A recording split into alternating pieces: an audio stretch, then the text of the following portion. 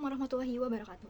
Izin memperkenalkan diri, nama saya Stika Safal Marwah dengan NIM 66612410083. Di sini saya akan menjelaskan mengenai analisis e-government Universitas Sultan Ageng Tirtayasa untuk memenuhi tugas UTS. Selanjutnya di sini ada penerapan e-government. Jadi penerapan e-government di Universitas Sultan Ageng Tirtayasa itu dianalisis menggunakan tahapan pengembangan dari United Nations yang menekankan pada proses bertahap dari penyediaan informasi hingga integrasi layanan berbasis data.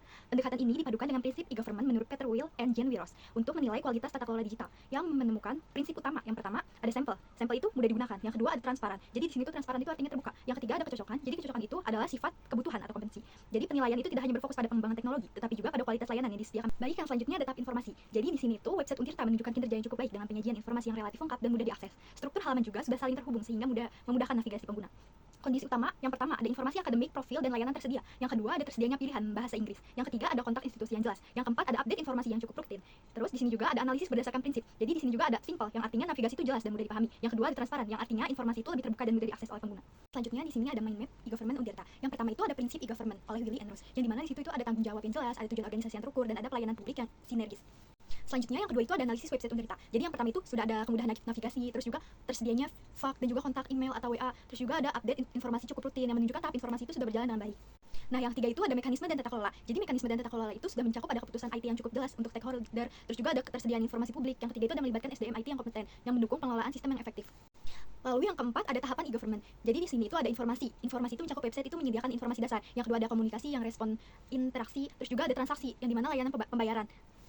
Jadi pada mind map ini, website Untirta itu sudah jelas memenuhi beberapa prinsip dan tahap mengenai informasi dan juga komunikasi. Tapi masih perlu pengembangan yang menuju integritas layanan digital yang lebih maju. Selanjutnya di sini ada tahap komunikasi. Jadi tahap komunikasi itu menunjukkan adanya interaksi dua arah antara institusi dan juga pengguna. Pada tahap ini, layanan digital itu mulai bersifat responsif dan juga partisipatif. Jadi Untirta ini telah menyediakan berbagai alat komunikasi sebagai bentuk keterbukaan terhadap publik.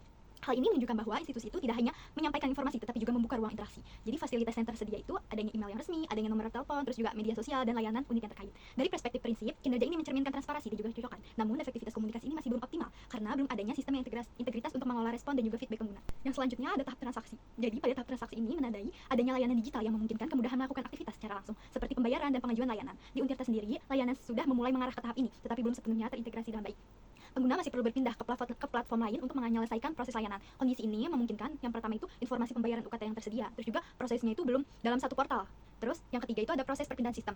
Dari sisi prinsip, aspek simpel belum terpenuhi karena alur layanan yang belum terintegritas dengan baik. Sementara itu kecocokan sudah mulai terlihat karena melalui keterlibatan berbagai sistem meskipun integrasinya masih terbatas. Simpulannya yaitu secara umum penerapan e-government di Untirta ini telah berkembang dan sangat baik pada tahap awal, terutama dalam penyediaan informasi dan komunikasi dengan pengguna.